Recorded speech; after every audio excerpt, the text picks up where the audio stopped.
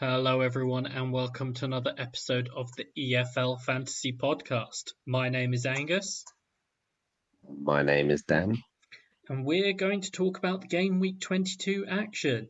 Obviously, a big game week for a lot of people. A lot of boosts around this week. Some people doing very well. Some people I've seen doing slightly less well. But a lot of interesting action, a lot of goals actually across the game week. And so a lot for us to discuss. Dan, first things first, how are you? Yeah, I'm good, Angus. Very weird weekend of football for me personally. Obviously, firstly with the Tom Lockyer heart attack, um, so that wasn't great.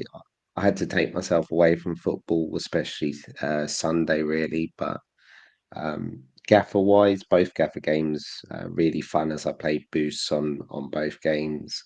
Um, and I really enjoyed the Leicester Birmingham game yesterday. So yeah, it's been a funny weekend, but an enjoyable one fantasy wise anyway. Yeah, definitely. Obviously, I went to the Arsenal game on Sunday, so I missed the thriller that was West Brom Stoke. But yeah, I watched the Ipswich Norwich game on Saturday and the Birmingham Leicester game yesterday. So which were both really entertaining. So Yeah. I'm sure it'll give us a lot to talk about. But yeah, so normal sort of for us, we're gonna talk about how we did. Some people know how I did, but I'll happily talk about it.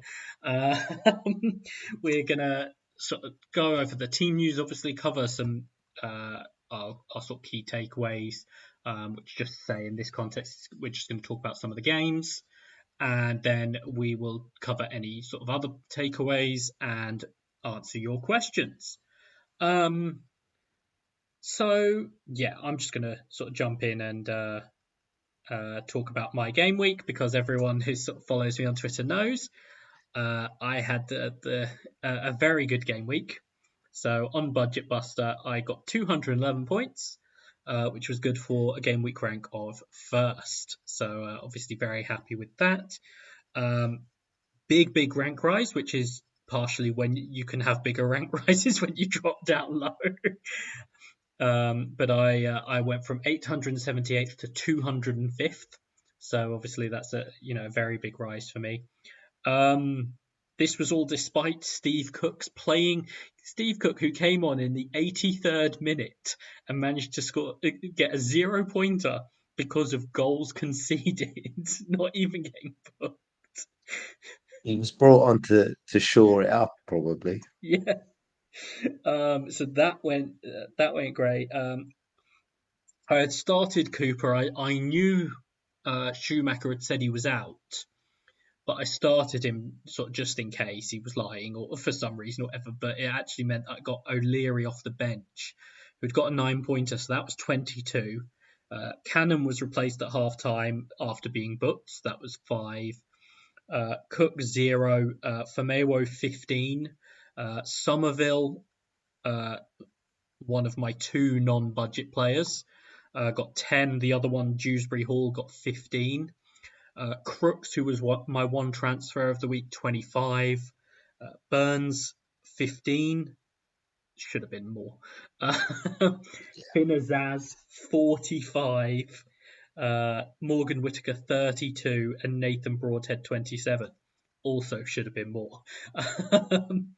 I benched Davis, Rutter, and Walker Peters. Obviously, if I'd played sort of like Walker Peters over, say, Steve Cook, it would have gone better. But you're always going to play the budget player on Budget Buster.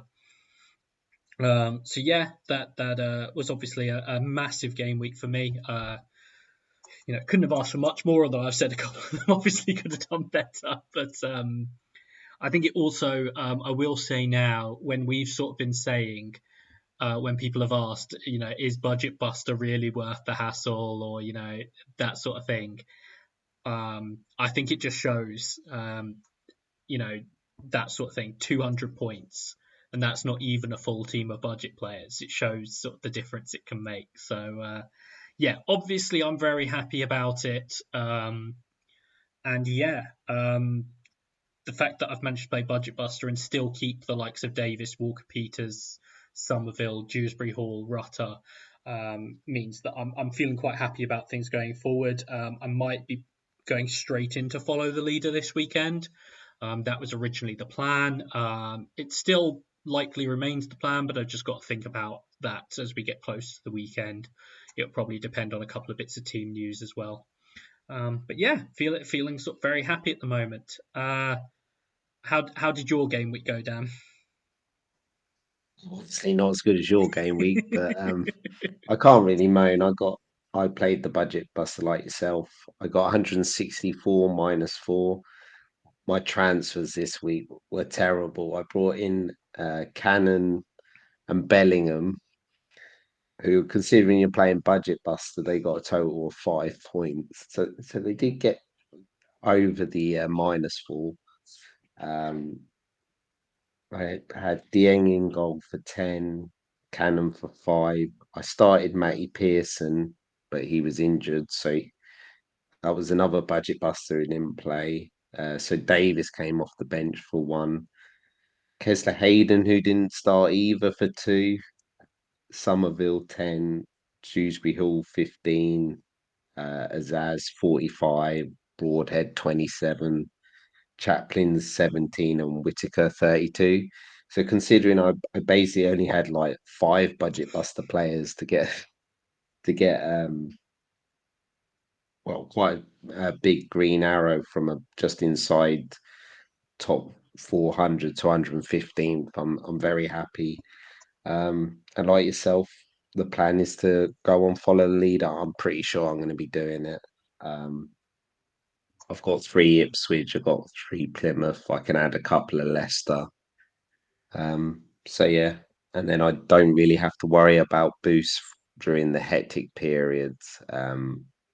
I will probably play a Jeepers Keepers or midfield Dynamos towards the end. You never know, maybe get a sneaky double game week if anything gets postponed. But yeah, quite happy considering I had 7 red arrows in a row. It was nice to finally get a green arrow. Yeah, it was seeing sort of when I went to look on the rank changes, all the red arrows as my rank sort of dropped and dropped and dropped, and then just seeing the rise, it was like almost just one green arrow. Doesn't feel like it quite sort of reflects it, but yeah, it just shows the difference it can make for both of us, even with the Yeah, difference, like the different scores there. Just that big rise it can still have.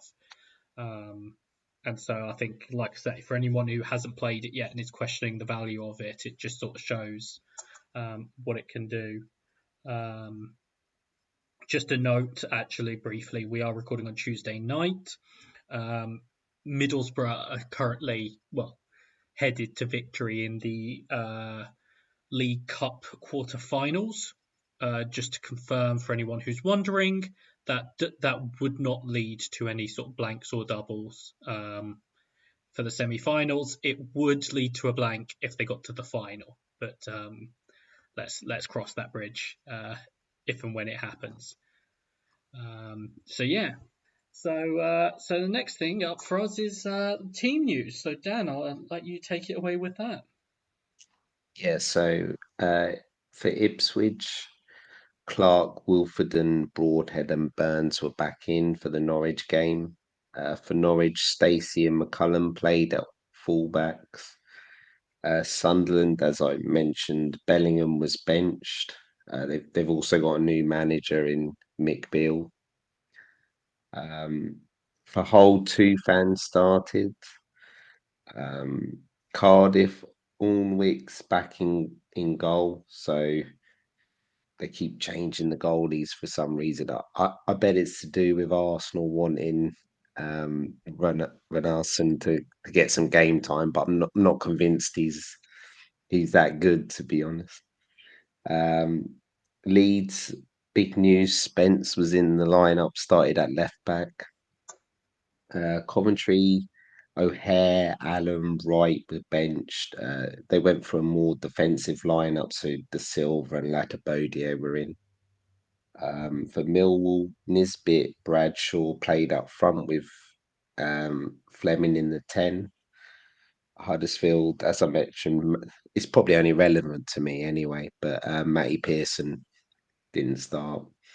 I did see one Um, other person, I think, who brought in Matty Pearson, so yeah, you weren't the he'll only be one. going out pretty quickly, I think. Plymouth, Kessler, Hayden was benched, which was annoying. Watford, Tom Dedi Bashiru decided to play right back over Andrews after numerous weeks we've suggested him. Um, Southampton, the fullbacks was interesting here. Bree played right back and Walker Peters played left back.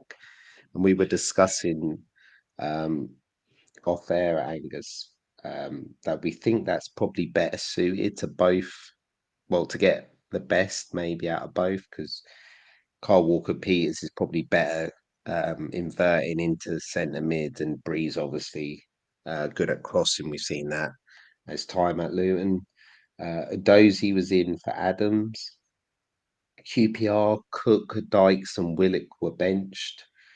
Uh, West Brom Wallace started, and Leicester Daka was the striker. Iñárritu was an unused sub. That's it, Angus. Anything to add? I don't think so. I think there was a little bit more rotation than we expected in some of those Yeah, slots. I think the QPR one in particular, 5 changes was quite a lot, and I think it might have reflected a little bit in their performance. So obviously you have to rotate, but I think, particularly I don't think he's played the same centre back pairing in the last like 3 games. It's changed in each of yeah, them, so maybe that's a slight issue there. But otherwise, yeah, it's the sort of thing that can happen at that stage. Well, fortunately and unfortunately, depending on how you look at it. So yeah, so we're going to talk about some of the games, particularly that had the biggest impact this weekend. Obviously, with primary focus on those that really impacted Budget Buster. Um, and the first one of those that we've mentioned a few times is the Ipswich Norwich game, the Saturday lunchtime kickoff. Um, what were your sort of thoughts on this game, Dan? Or I'll go briefly through actually just to clarify the goal scorers and the returners in this, and then we could talk about it. So Nathan Broadhead opened the scoring from a George Hurst knockdown. Jonathan Rowe on about the third attempt, I think, scored the equaliser. He then scored again via a deflection. And then Wes Burns equalised from a Connor Chaplin assist, which I think, most people on Budget Buster were the players they had were, Burns, Chaplin, Broadhead, and Rowe, some combination of those. So, Hurst. I've seen Hurst flying about. He yeah, got of course, assist. yeah. So they all returned. But yeah, so that's sort of what happened there, and then obviously sort of played out later on. What were your thoughts on this game? Yeah, I think there was a lot of intrigue in this game. Obviously, they hadn't played each other for I think it was 4 seasons, and Norwich have a really good unbeaten record. I think it's is it 14? It's either 14 years or 14 games. I'm not sure about that. Um, so obviously with Ipswich doing as well as they are, and then being at home, they were massive favourites to win. And I think overall they probably should have won. They definitely had the better chances, especially in the first half. They could have been 2 or 3 nil up. Um, but I thought Burns was very good down the right. Um, I think you could tell McCallan hadn't played a lot of games. He was really struggling. Um, I really enjoyed this game because I know it's cliche, but it did feel like a proper derby, and I'm not sure you. Let's be honest, there's a bit too much leeway, but Yeah, I was all for it, especially on Ashley Barnes when was the, he the cat Ashley goalie? Barnes challenge on Hladky, because the thing is, he doesn't launch into the challenge until the ball is actually like just crossing the Yeah, he line. knew what So he'd do. that's the Yeah, one that was the one where I was like, okay, come on now. Like, but otherwise, yeah, I totally agree that sort of real derby like spirit and like the players playing it like a derby as well. I mean, I thought I think the one player, I mean, we talk about Ashley Barnes there, the one player that I was certain was going to get carded at some point in this game was Borja Sainz. He looked like he wanted to fight someone the whole game. I'm not sure how he managed to get out of the game without booking. Um, Obviously, for me, there was the slightly irritating one where Wes Burns got booked like immediately before he came off. But to be fair, I said to you, and I think I said elsewhere, he'd done quite well to get to that point without being booked as well. So it wasn't sort of like, oh god, I feel hard done by there or anything. But yeah, really enjoyable. As I said, I think Burns should have had more even before just in the first half. There were a couple where it could easily have been a return. I'm glad he got something. I thought he looked bright. I think Chaplin was obviously really involved, and I thought he played really well. There was one on the counter, I think, in the first half, where he like flicked it round a player and then just kept like sort of carried it forward for about 30 yards, and then it ended up with the chance. But I thought he played really well. Hurst, I'm impressed with him. I know we questioned it coming into the season in terms Yeah. because we Well, I hadn't seen questioned much the whole quality team. from him in the championship. But him and Broadhead have answered the questions about them Yeah. in the championship. So I think all credit to them. Um, Few questions defensively. I think they could have done better on both the Norwich goals. And I think that's something that has been a little bit of a theme with Ipswich. It's not like they're bad defensively, but there's always that element of like almost you have a chance. Um, but yeah, I thoroughly enjoyed it, and someone who we hadn't talked about for a little while, Jonathan Rowe. Uh, really sort of hauling in this game. What are your thoughts on the players from these two teams off the back of this game as well? I mean, I think a lot of people have double, triple Ipswich. I know a lot of people have Davis, who's not eligible for Budget Buster, but a couple of weeks out, I made the decision to just get the two strikers back in. I think I was overcomplicating it, overthinking it, and to be honest, the players who I would have brought in or debated it, um,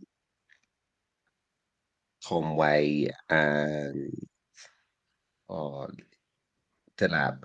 God, I thought his name was Palmer. I kept thinking of Liam Palmer. I don't know why that was. Um, yeah, they both returned as well. Um, so yeah, I think going forward, if you're going to have a budget buster, you've got to have two Ipswich at least. I think Angus, don't you think? Yeah, and I think because you've got all four of those starting attackers as well that are eligible. Burns, obviously a midfielder, and then Broadhead, uh, Chaplin, and Hurst. And I think there's arguments for all of them. It might literally depend on how you shape up. Um, Yeah, but yeah, I think they're all good options, and they're the sort of ones that are good options for people like you. They're ideal for people who've just played Budget Buster because you're not even really desperate to sell them. Like, on the double Ipswich forward, you might look to move one on, obviously, if you're yeah, without a sort of, well, obviously being without like sort of a Rutter or an Armstrong, that sort of thing. But otherwise, in terms of like, you're not necessarily desperate to sell them. Burns will probably go for me at some point just because those midfield spots are valuable. Um, but yeah, I think they're all still good options. Like you say, there's Davis. I think for people who are on someone like a Hladky or even someone like a Wolfenden, I don't think that's a disaster either. Obviously, I think Wolfenden got a 0 in this one because he got booked, which is obviously a disaster on Budget Buster. But like, it's not a problem to hold them going forward either. we've seen recently Twanzebe getting more game Yeah, time, and let's be honest, a fit Twanzebe is their best centre back. But fitness is obviously going to be the issue, I think. So I do wonder if there will be rotation a bit more at the centre back position. yeah, and it's pretty much it's mostly Wolfenden that he comes in for. So I think that's the other thing to bear in mind, particularly for those on Wolfenden. It's not necessarily an urgent sell, but you do have to factor in that there will be a bit of rotation there.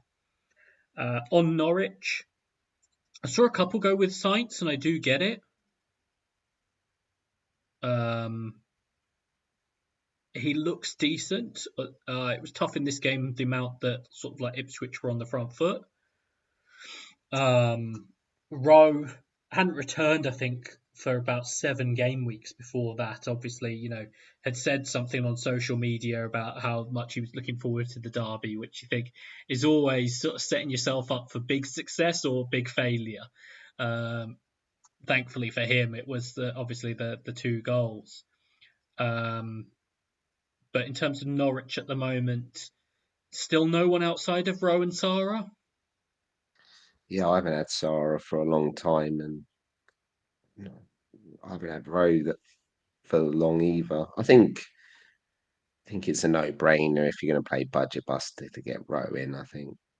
Would you agree, Angus? Yeah, I think I so. think so. If people didn't have him this week, like obviously it's one of those things, particularly people who had him earlier in the season, you're going to look at it and be like, oh, disaster. But like I say, he hadn't returned. I think credit to Jamie. I saw him come out with this. I don't think he'd returned or got bonus in the last 7 game weeks. So it really would be more of sort of a hindsight pick. He also did. He got subbed as well quite early, Yeah. which is a Um, bit of a worry. I think it's just with them, particularly like was he the one who got replaced by Onel Hernandez, Yeah.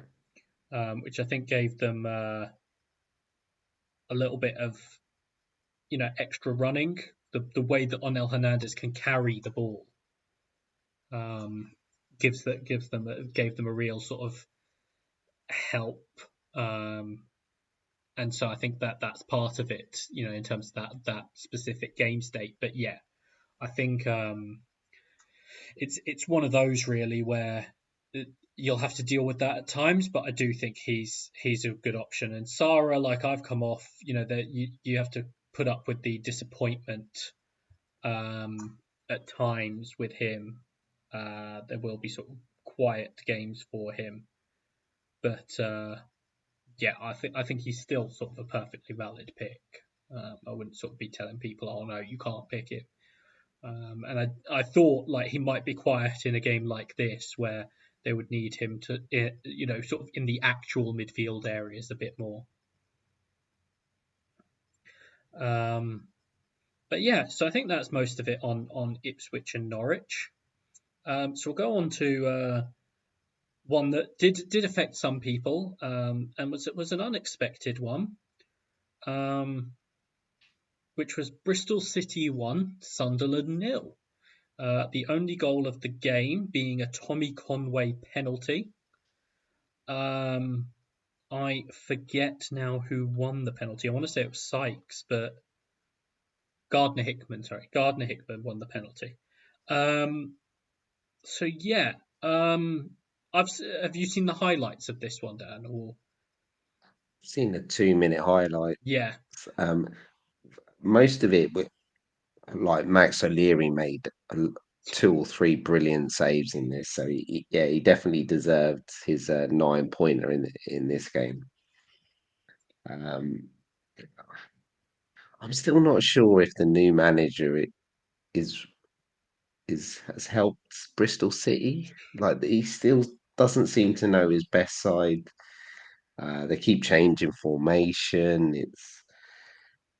I wonder if it's one of those where he's going to have this season and then next season he'll know what he's doing and they probably will progress maybe up the table. But they're having things like Jason Knight's playing more further forward. because he was a player I did debate 2 or 3 weeks ago about playing. Um, they've tried things like Sykes and Bell at wing backs over the last few games.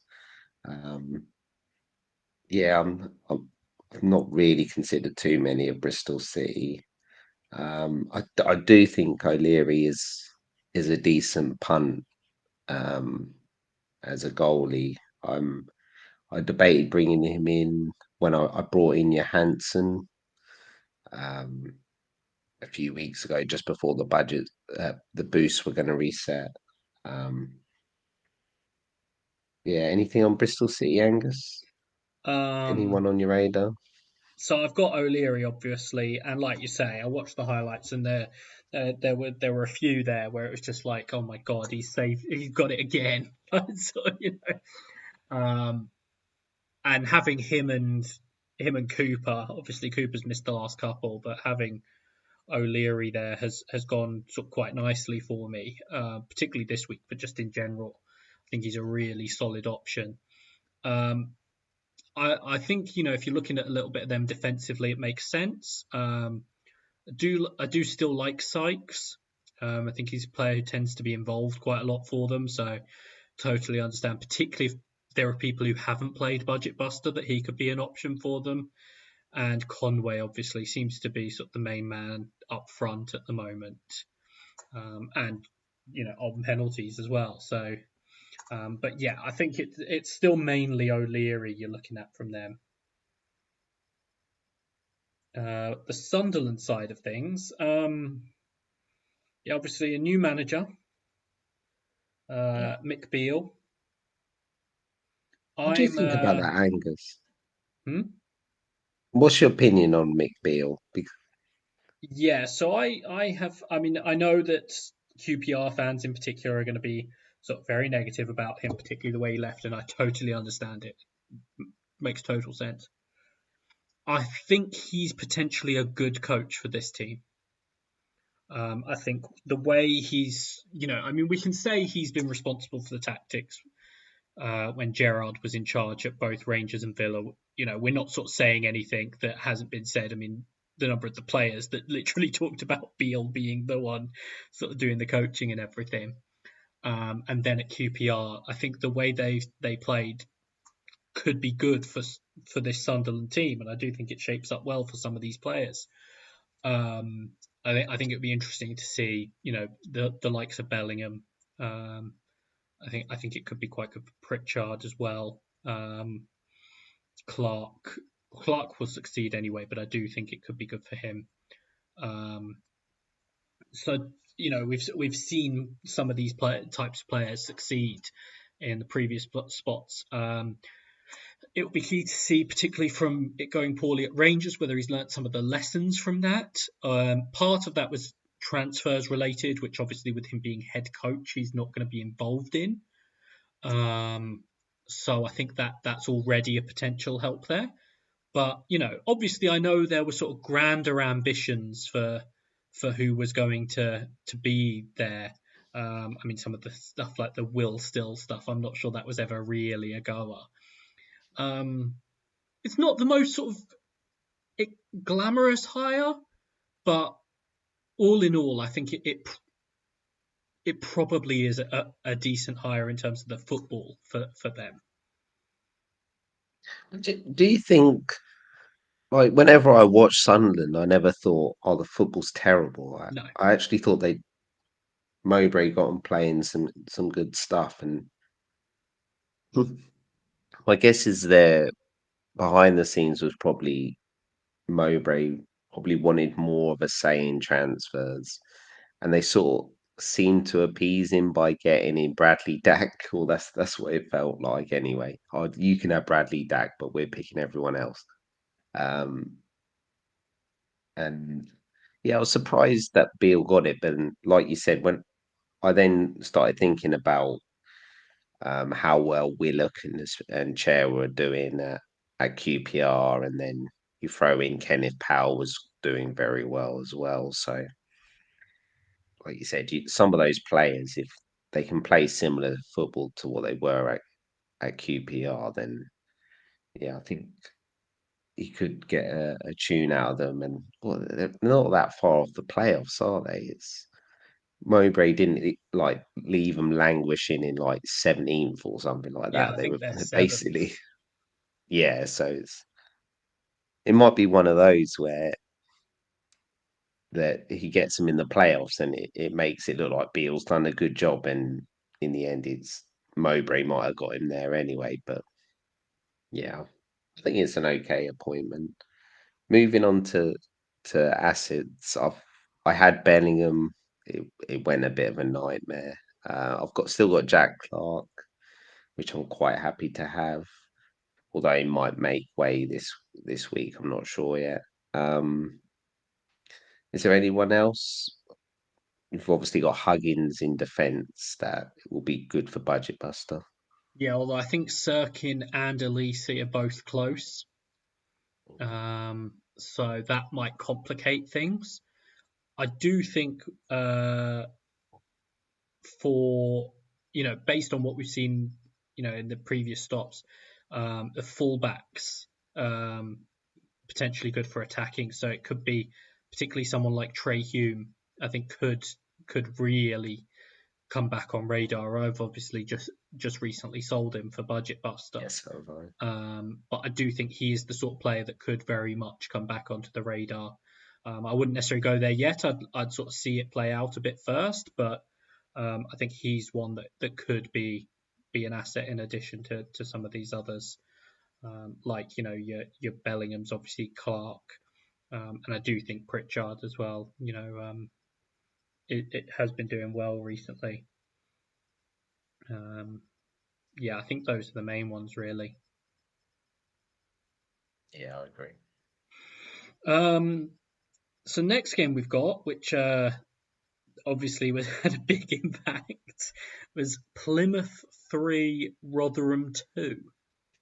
So obviously, big sort of big one for those on Budget Buster as well. So just to run through the returns, Jamie Lindsay actually gave Rotherham the lead. Sam Nombe with the assist. Just to fill in as well, Plymouth then lost Ryan Hardy to injury, to a head injury, I think. And then Mustafa Bundu came on. And then about 5 minutes later, Mustafa Bundu had to go off injured. Nasty challenge from a Dauphin, actually. Not necessarily saying that in terms of the intent, but in terms of the challenge itself, it really wasn't clever. And Bundu, I think, had to be stretchered off. And Ben Wayne came on. 4.5 Finazaz. million Benway. Hmm? 4.5 Yeah, million, isn't he, Ben? yeah, yeah. Finazaz equalised. I think it was about the 50th minute. Obviously, there was a lot of added time, but he dipped in. I think that was the penalty, wasn't it? Yeah, it was. Yeah, yeah. Yeah. And then, early in the second half, Azaz scored again. Morgan Whittaker assist. Daniel Ayala. I have to talk about the Daniel Ayala red card because it was one of my favourite highlights from the weekend. What he was doing with that handball, I I can't tell you. But that's not even the funniest thing. He's just back from getting a Yeah, suspension anyway. I think he started like Another 3 games for them stupid and been thing. sent off twice.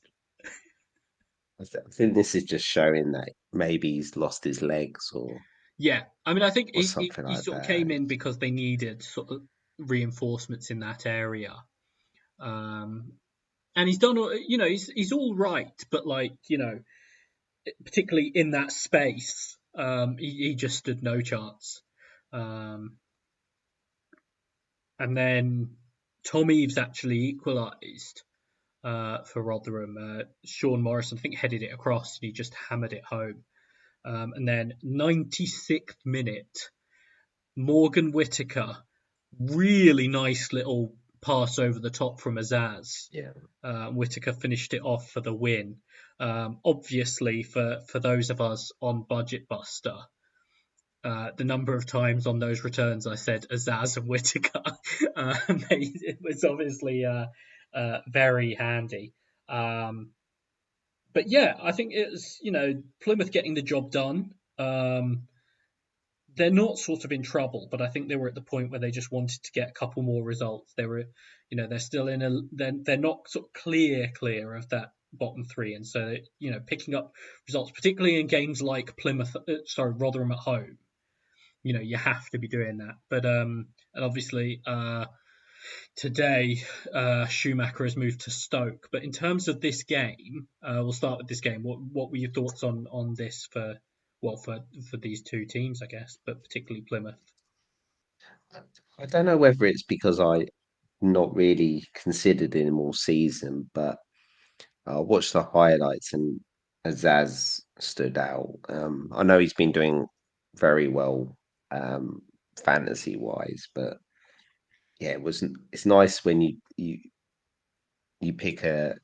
I'm not even sure if it was a punt, considering they had probably the best fixture and he has been doing well. But it definitely felt like a no brainer on Budget Buster, and that's probably the best bit about this boost is it makes you pick players you would probably never ever have, and yeah, we still go on about was it Bradshaw's hat trick in the double game week? Well, we're going to be talking about Finn Azaz for a very long time in Gaffr for this budget buster week. So yeah, but we know Plymouth are very good at home and they have been struggling away. I am intrigued to see what happens regarding the manager. Whether I have faith with Plymouth that they'll probably pick a good manager. The club's well run, um, good solid transfers. They remind me a lot the teams that have progressed up the leagues: Brentford, Brighton, Luton. Very good with recruitment. So yeah, I think a lot of managers are going to be really interested in the Plymouth job, um, and I have a feeling they're not going to pick someone like a Mowbray or a manager who's been around the block. It's probably going to be like some assistant manager or a manager from down the leagues. It's funny you say that. Which, Have you seen who the strong early favourite is for the job? yeah, I can't believe that. What's Leighton Baines. yeah? I did say, what is it about? Do they have to have a former Everton player as manager or something? What is it? Isn't it Scouser? Isn't it? Is uh, it? Because obviously they had Schumacher and then they had Lowe, didn't they? yeah, From but so yeah, yeah, and then this would be the second former Everton player in a row, and I think they had Peter Reid previously and everything. So, yeah. yeah. Um, but I yeah, don't know that much about Leighton Baines. Obviously, we know his footballing yeah. ability, but we don't. I I had to don't know look too up. much He's about the it. professional development coach and under 18s head coach at Everton. Um, So basically, he's under 18 yeah, coach, and they've just given him a fancy name. yeah. Um, so yeah, I'm not going to pretend to know even how the Everton under 18s are doing or anything like that. But if that's the case, again, like you say with Plymouth, that it's something that they will have researched, they will know about. Like we can make our jokes about sort of where he's from and everything, but Yeah, it will clearly be something that they've looked into. I imagine with a club like them, particularly with the way Schumacher has been linked with jobs recently, they will have sort of had in mind who their preferred candidates would be, like in the event he left. So I'm not sort of worried about them. Does it affect your thoughts at all in terms of Plymouth players in Gaffr? well, I hope not because I'm playing follow the leader with them next week, so hopefully won't have too much of an issue. Um, I'm on three. I'll probably end up dropping down to maybe one, whether that'll be Azaz or Morgan Whittaker. Um, I do have Kessler Hayden, but if he's not gonna be playing, then he'll be gone pretty quick. Um, but they're so good value, aren't they, Angus? if Yeah, they continue scoring the amount of goals they do as well, especially at home, I think they're going to tick along nicely, and yeah, they're one of the teams where, especially for budget buster, you probably will have try and get them at home against a team you think they'll score two or three against. yeah. I mean, it's worth saying with Azaz, he's now snuck into the top 10 for Yeah, midfielders. And I think it says a lot um, in terms of how he sort of progressed, and I think he's picked up points. It feels like in bunches, but he's clearly done well. And I do think, I mean, he's 5.8 now. I would assume he might well be 5.9, probably by the time you listen to this. He might yeah. not, but he might well be. That's still, he's sort of one that, like, people who've played Budget Buster, you don't necessarily have to get off him right away. Whether you like, I mean, you're playing Follow the Leader, I might well be playing Follow the Leader, but even if you're not, you don't actually have to move off him quite well. I said there's only 9 midfielders that have scored more points than him. Um, I know and they do rotate a bit, but he normally plays. He's normally first choice, isn't he, in that midfield yeah, area? I think you look at it, particularly the next two. Obviously, they've got Birmingham home, Cardiff away. That's not bad. It's not great, but particularly Yeah. another home game. You're not selling a Plymouth player before But before a home game like that anyway. we saw Birmingham. I'm not saying Birmingham can't go to Plymouth and win, but from what I saw, that game's going to be open. Yeah. So that could Um, that could be anything, I think. Yeah, and I think that's the key. You maybe sort of keep Cardiff away. Then they have a couple of tougher games, but then they have a couple of nice games again. So it's one where, particularly at his value, you can potentially bench through, like, when they play sort of like Southampton and Watford. They then play Huddersfield and Cardiff again. So it's that sort of Yeah, thing where he can sort of drop in and out. Same with Whittaker, to be honest. I think those two, you can hold them through. They're going to be involved. Um, Odds are, like, you'll very rarely see a Plymouth goal that doesn't involve one of those two as well. Um, so that's true. Yeah, so I think that sort of helps their case. I've got Cooper. He's missed the last two with a dead leg. He might come back in.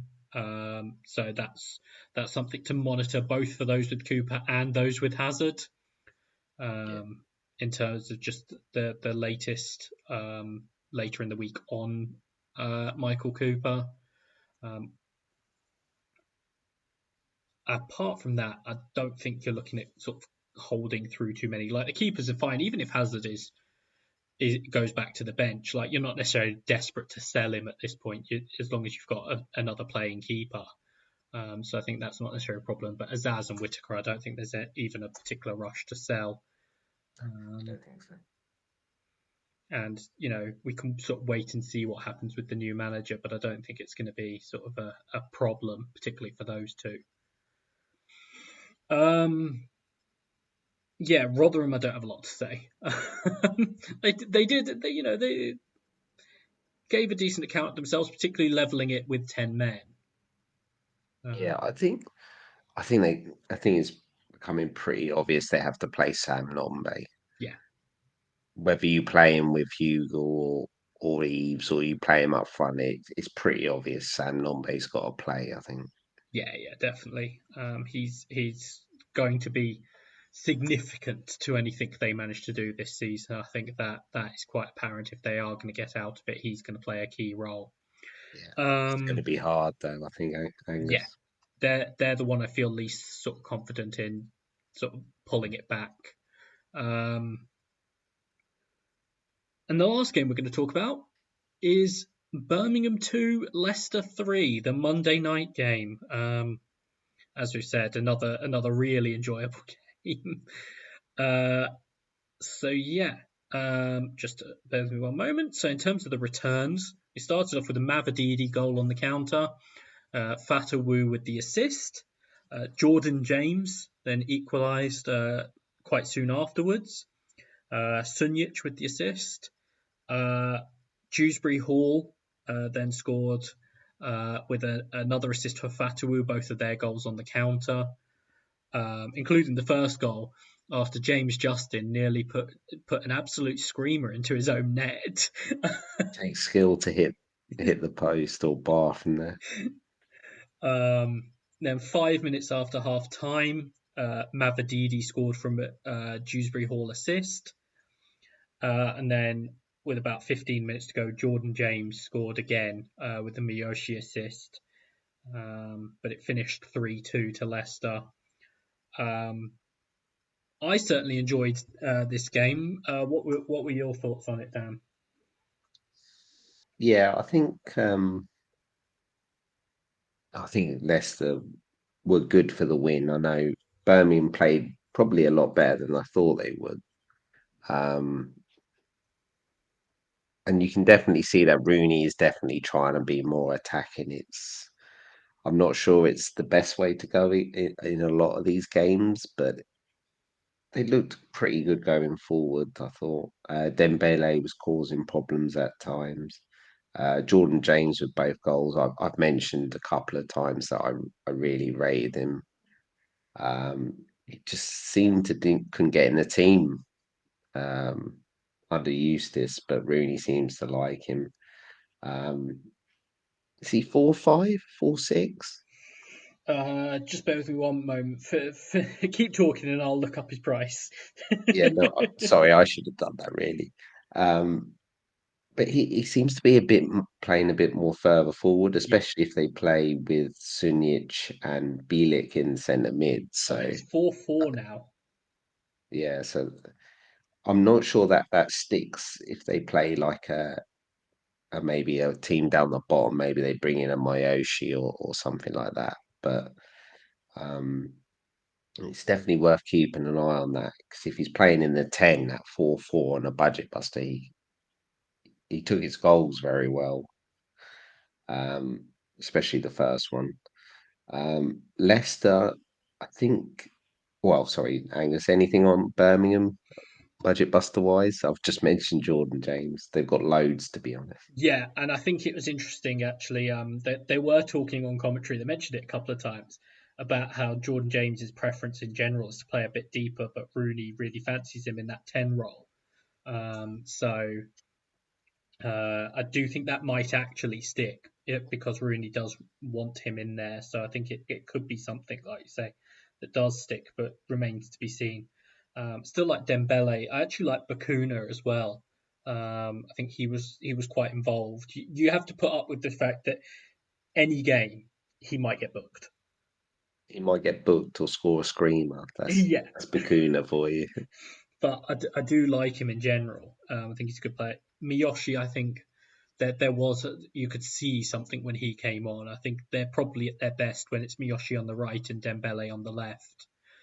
Um, but yeah, I feel that was the main thing from them really was sort of James and Dembele. I think.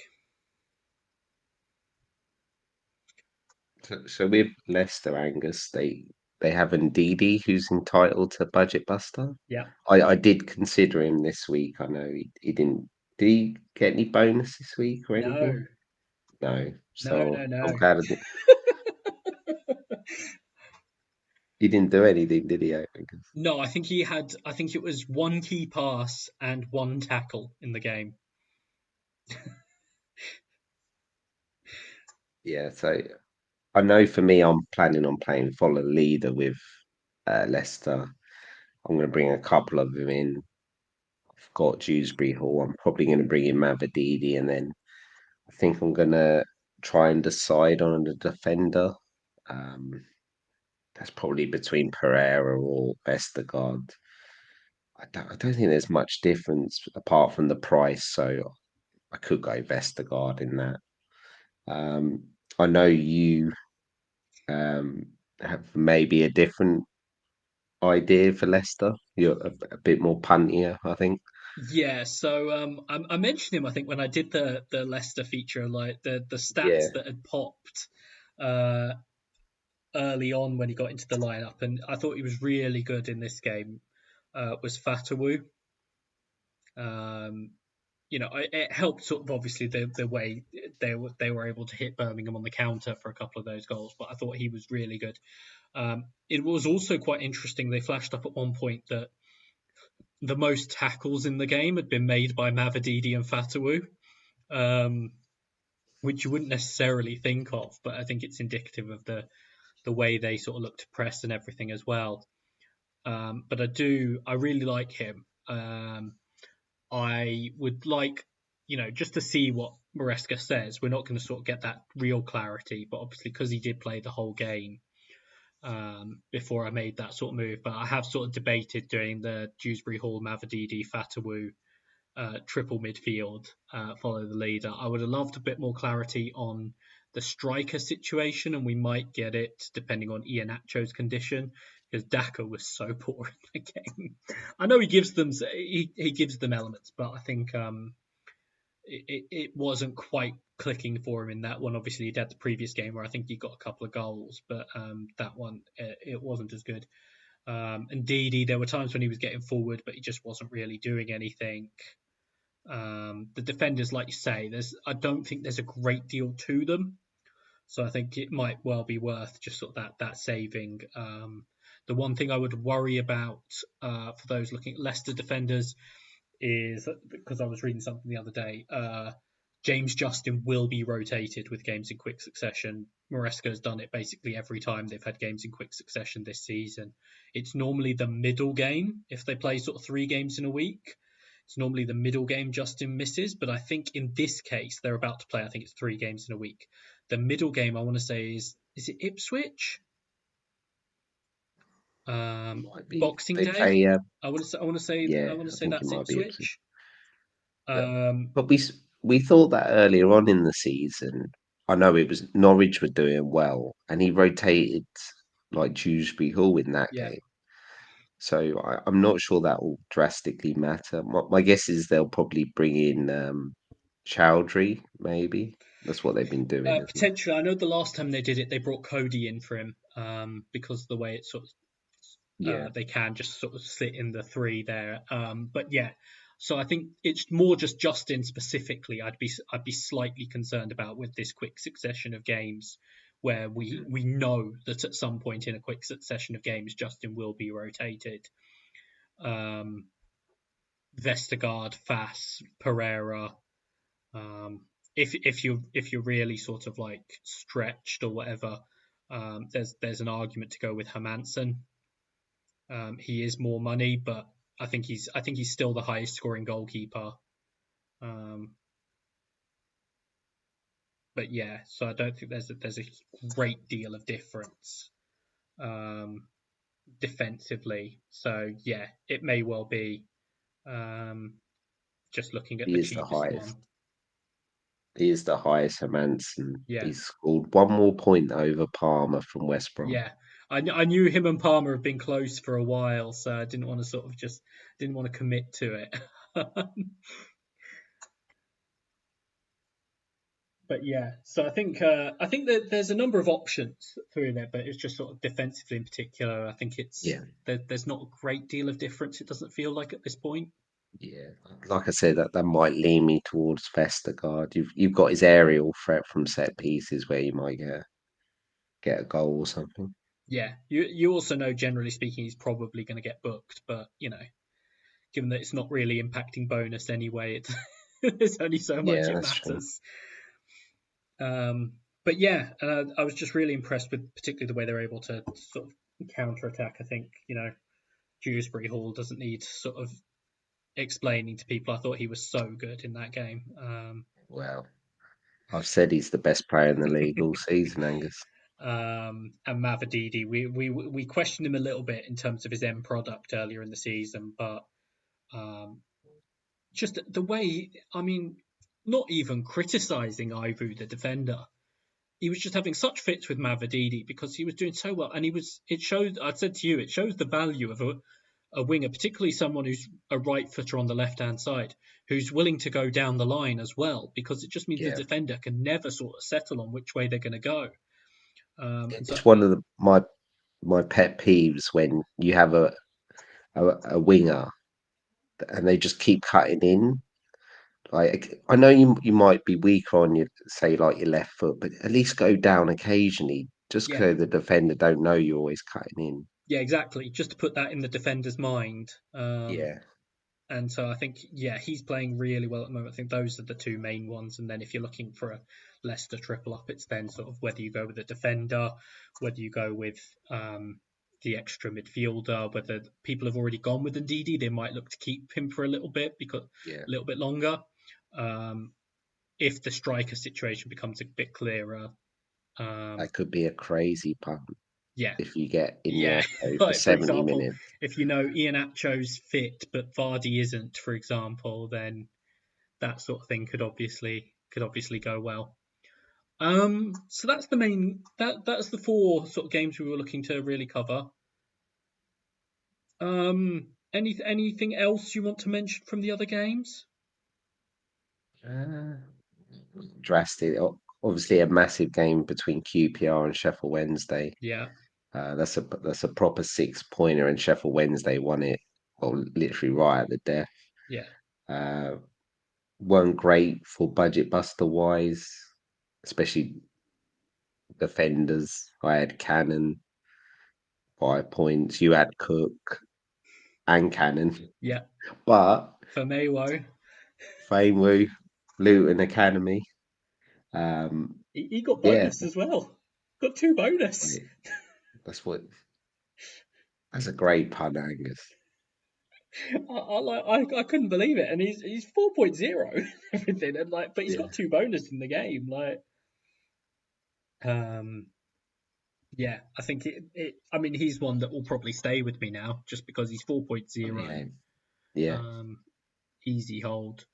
and Musaba also again. yeah, also in Gaffr, it feels like a three at the back system this season anyway. So whether you play 3-5-2 or 3-4-3, it's you don't really need four defenders unless you Yeah, play part of the bus.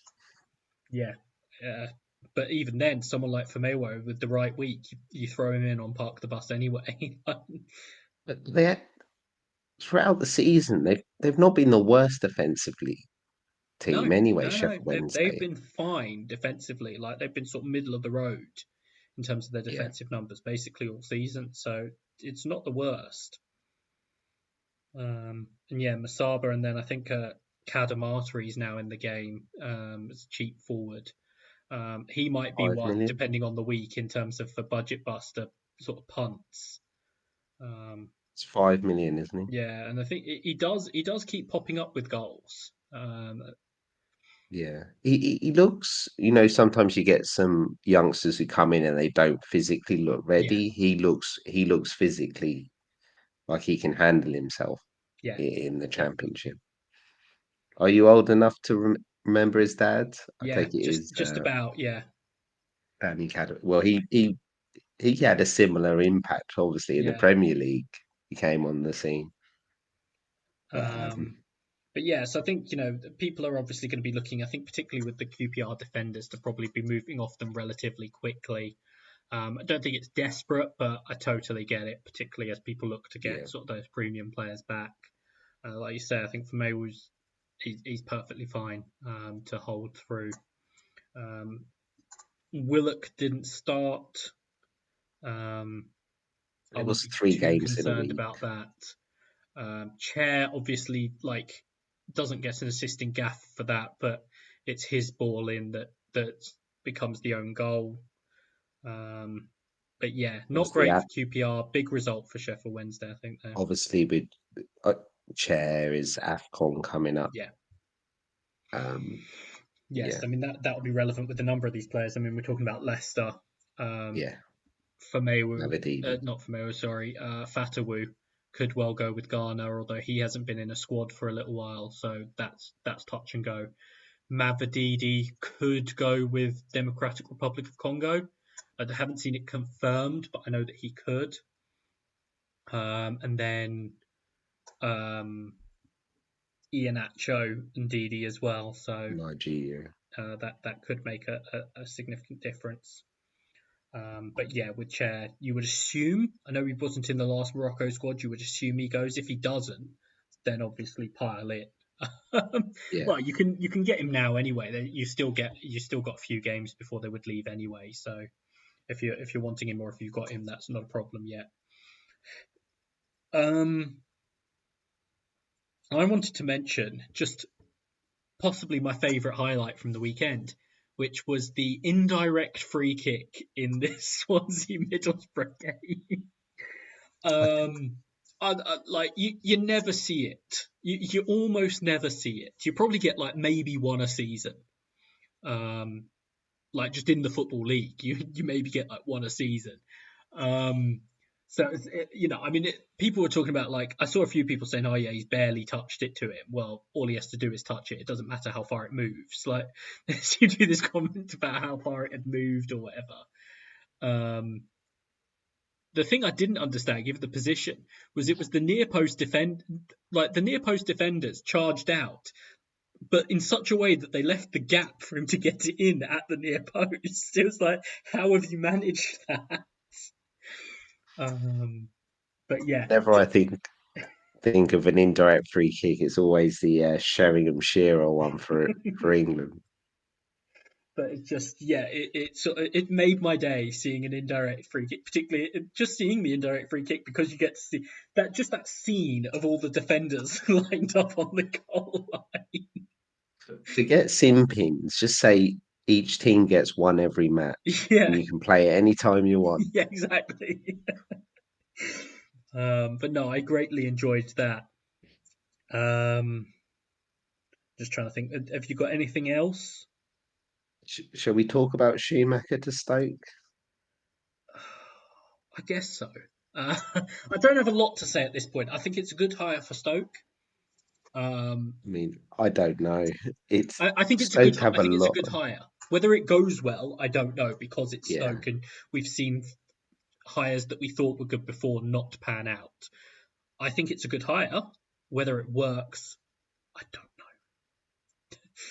It's the recruit. It's got the recruitment's got to sort itself out.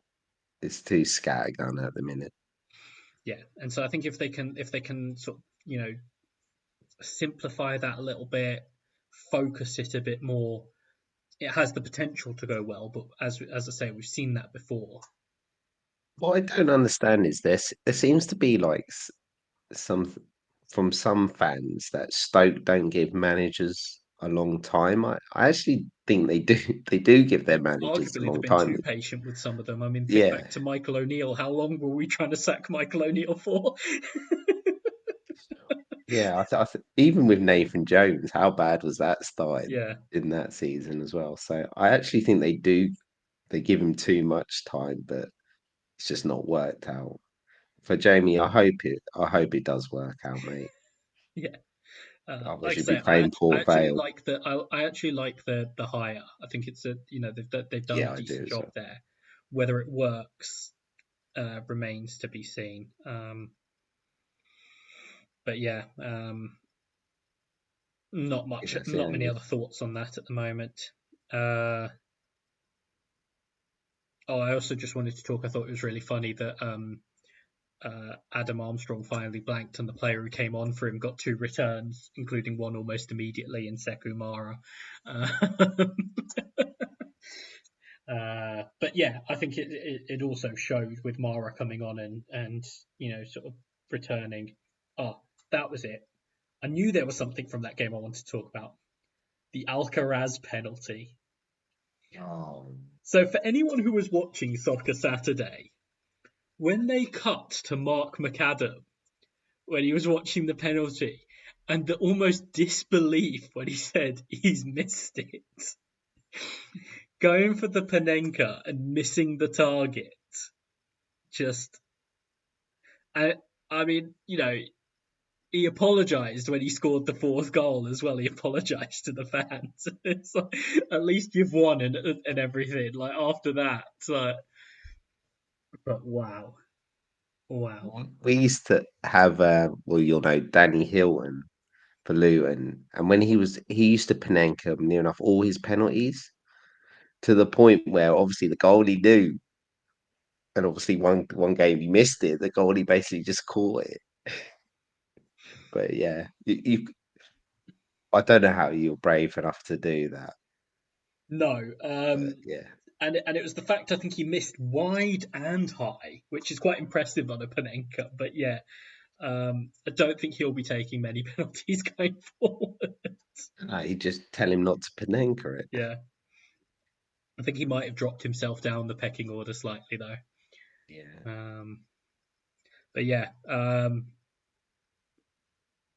Oh, and in terms of talking about sort of like highlights and everything, I thought I'd just as a final one, the Scott Twine free kick. We know what he can do with set pieces, but still time he always scored. enjoyable when a good direct free kick goal is always fun to watch.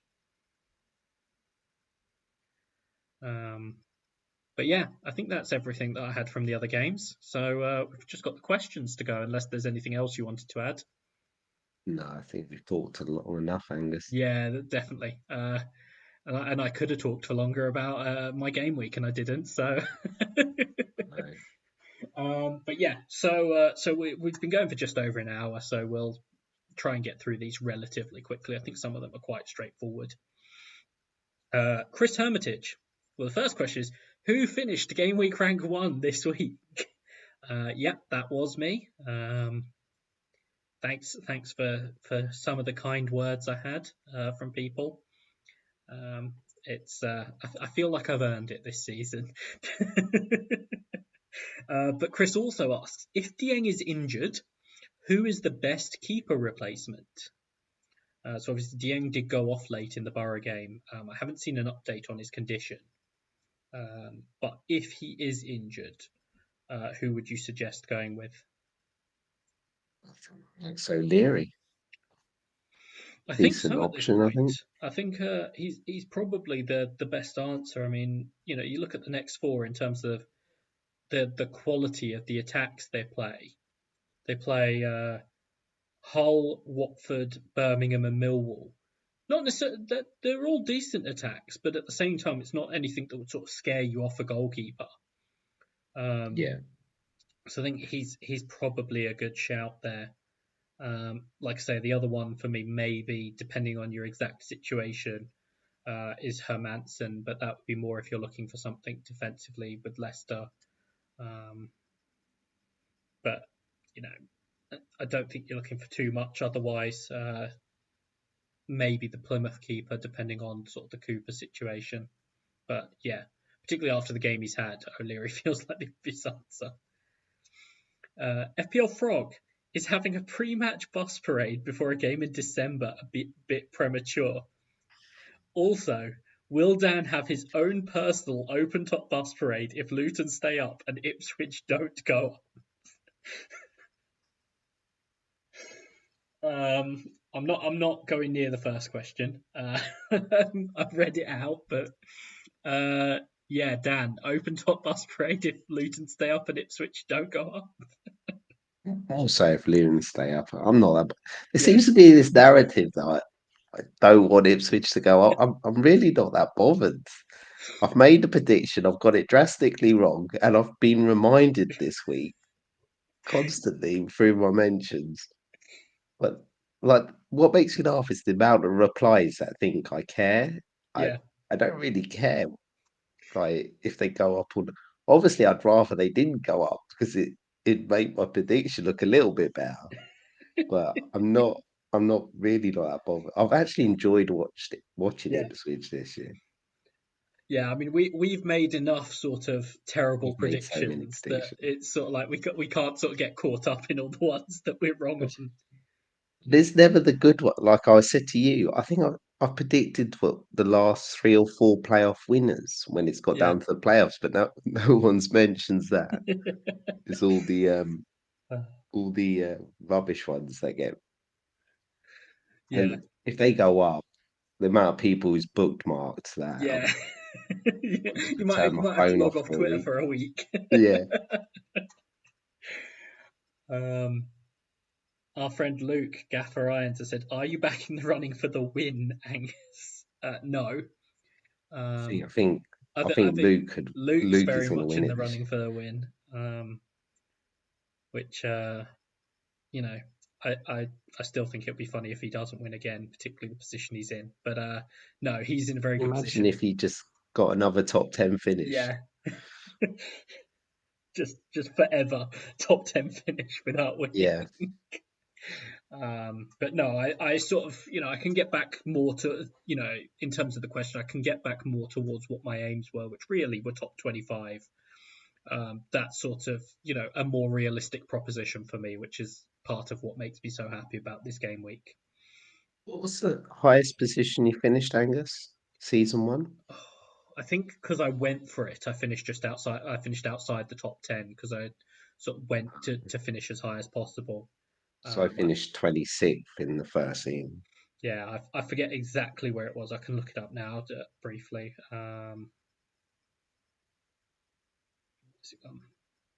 15th. And I went for I think top five. I could have finished top 10, Yeah. but I went for the top five finish and ended up finishing 15th. But yeah, if I could top that, obviously amazing. If I could, but like top 25 was my aim, and that being plausible again feels quite nice. Uh, FPL Trini Nick said, which boost is more valuable if you had to choose between Budget Buster and Jeepers Keepers?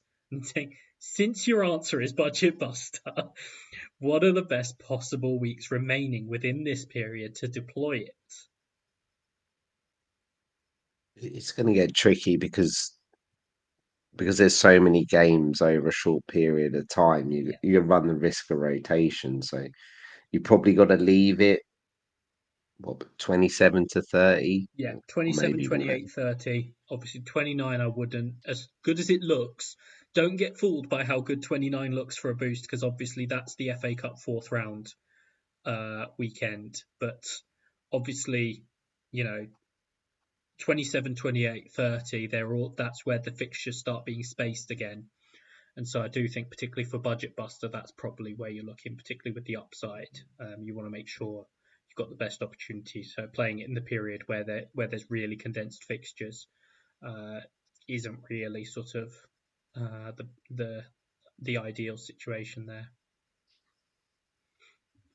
AD Torres said, "Are Stoke going after Schumacher so they can drag Plymouth back down the table with them if the appointment doesn't work out again?"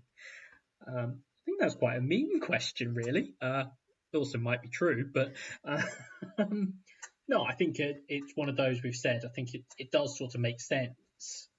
Um, it's just, I suppose taking anything away from your competitors is always an added I'm bonus. I'm not sure it's gonna cause Plymouth that much of a problem. I think the No, I mean, structure of the club is so yeah, good that I think they'll be fine, to be honest. yeah. FPL Commander said all the boosts I played seem to have had underwhelming results this season, including a goal fest round without a goal. God, I remember that one. I had one. Um, got this team that just had a disappointing budget buster score of 138 with minus 16, with no boosts left. Should I just roll and expect to plummet down from an overall rank of 79? So he's got Dieng in goal, Powell, Huggins, Kessler, Hayden, Cannon, and Davis are his defenders. Somerville, Tufan, Dewsbury Hall, Azaz, and Pritchard are his midfielders, and Delap, Eder, and Armstrong are his forwards. Hladky is the backup goalie, which obviously might be relevant depending on Dieng's injury. It's worth noting the League Cup game tonight, he wasn't in the squad. I haven't seen an update on his injury, but I did notice he wasn't even on the bench. With this, I would say a notable lack of, well, there's only one Leeds player, there's only one Leicester player, there's only one Southampton player. Not saying obviously you need to make dramatic moves, but I'd probably be looking at that at this point. Yeah. Um, Also, only one Ipswich. yeah, Yeah, that's another good point. It's not terrible though. Like I can't believe I'm saying like I can't believe I'm going to say this. Admeda has Huddersfield. Yeah, at home. Yeah, Um, I don't know. I think I'd be like maybe a -4 just to yeah, start getting players back in, just to protect your rank. I think.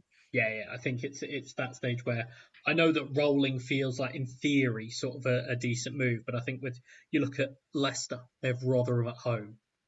It's the Yeah, best game you can have for the best team in the league. Like I'd be looking at something like that. I mean, you know, Leeds Ipswich, we would expect to have goals. I think the first game between them had what, 7 goals. yeah. I'd possibly be looking at something in that game, for example.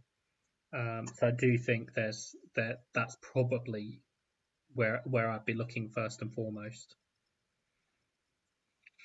Niall Fairbrother, O'Hare, Willock, or Chair? Which one is worth the punt?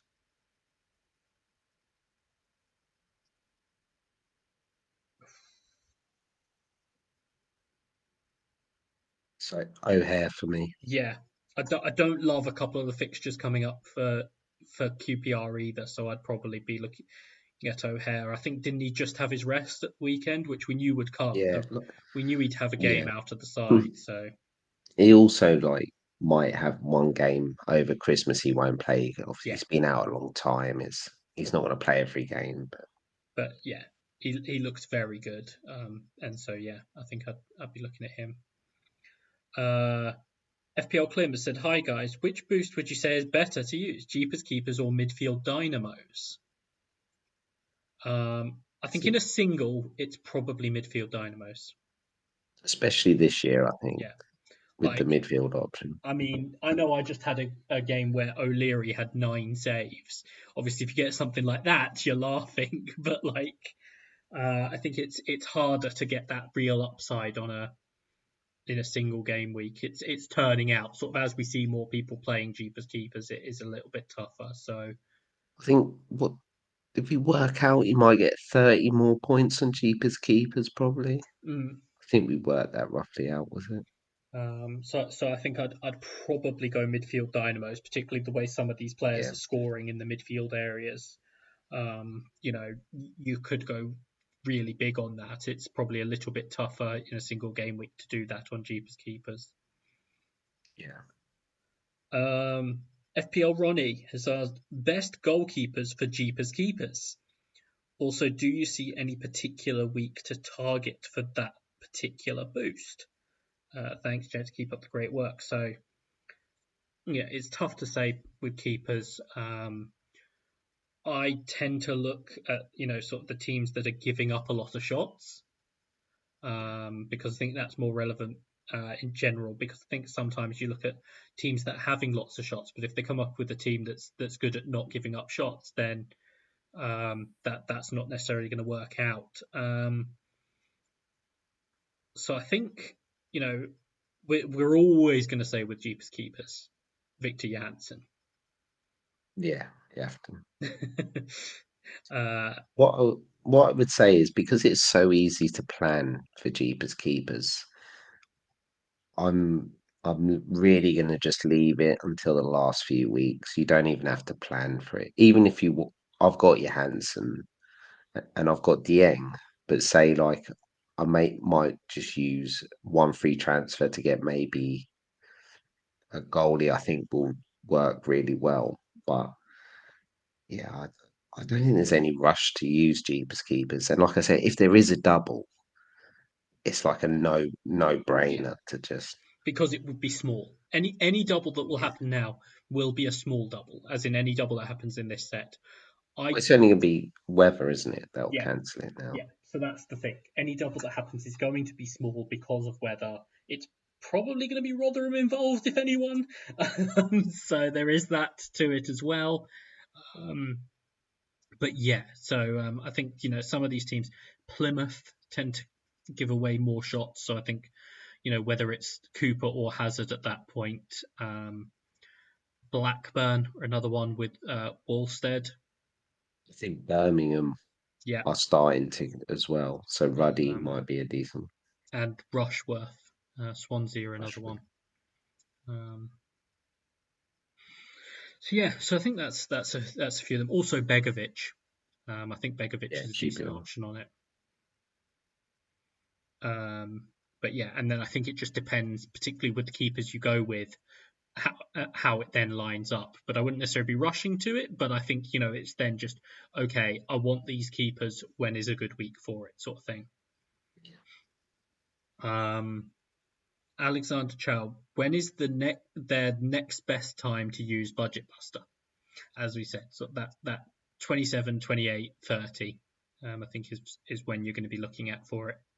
Maybe this week Yes, if you, if if you you if if you're it's set up for it, particularly if you're remotely close, like we see people taking big hits into it, but doing very well. Saw people sort of in the some of the highest scorers in the game were taking -8s, -12s. So I think that's still viable. But this week is the last week for a while that you're going to have sort of a full week or basically a full week for players before the game. So that's true. That's the other option. Uh, Brian Mzoba has asked, what's the perfect game week to play Follow the Leader? I've already used my midfield dynamos and got a decent 115 points, and my future plan is to bring in Walker Peters, Rowe, Azaz, and probably Rutter. So he's got 3 Leicester. He's got 2 Plymouth, and with Azaz, that would be 3. I mean, particularly if you're then bringing in something like Norwich or Southampton, surely you're looking at playing it this week yeah, because he's got two he's got Ipswich. Pereira, Dewsbury Hall, and Mavididi. He's got Hazard. Obviously, that depends on whether he's going to play, Yeah, and Whittaker, and if he brings in Azaz. He's got the 2 Ipswich and Davis and Chaplin. You could add a third there. You could add to the Leeds. You could add to Adam Armstrong. It looks like you're not far away from playing it this week, to be honest. yeah. I think I'd only want to take a -8 at max though. Yeah. I think I wouldn't want to take more than a -8. But for example, when you're already on the 3 Leicester, 2 Plymouth, add Azaz to that, that's already 6, and then you work it out from there. I think it looks quite good for this week actually. Yeah. Uh, Jasker and Singh has also asked which other game week looks good for Budget Buster. I think we've covered that. And the last question is to Nonstop FPL, who said, back on the road train now. I probably won't. Mixed run coming up, but Yeah. I think particularly if people are looking for certain things or still need to free up a little bit of budget, if they're looking, sort of Armstrong, Rutter, Somerville, Dewsbury Hall, Mavididi, all of them, you might need to free up a little bit of budget. I think Rowe is sort of back on the table, obviously, Yeah. for people. Upcoming run, like I say, is mixed, but yeah, I think it's perfectly fine. Yeah, I agree with that. So that's everything. Uh, Thank you all for listening to that. We've obviously gone through quite a lot, and it was sort of still related to the Budget Buster, but hopefully we've covered a lot about these teams in general. Um, I'm not sure how the pods are going to fit in over the Christmas period. Um, I can say that there will be times over the Christmas period where there won't be injury news because a lot of the Yeah. managers won't be doing pressers. So I'm not sort of going to be scrambling around on like Christmas Day to get you your injury news. I can say that now. Anyone who hasn't done a presser on Boxing Day, there won't be any team news because I can't imagine anyone, whether it's reporters or managers, is turning up to a presser on Christmas Day. So we'll see how that shakes out, but we'll work out sort of what we're going to do pod wise over that period. Because it is sort of quite condensed, and obviously it's also Christmas and New Year's for us as well. So Well, not also it's just not ideal. I think the way the fixtures are full because obviously a lot of them play on the 23rd, so yeah, we probably record on the 24th. Well, that's Christmas Eve. That's yeah, like it's not ideal. yeah, So exactly. I don't know. Um, We'll try and get one or two out. yeah, we'll see where we can fit them in, but it might be sort of taking the opportunity where as and when we can to, even if it's just a short pod or something. But we'll sort of let you guys know once we know what we're going to be doing. But yeah, apart from that, it's just left for me to say thank you for listening and goodbye. Goodbye.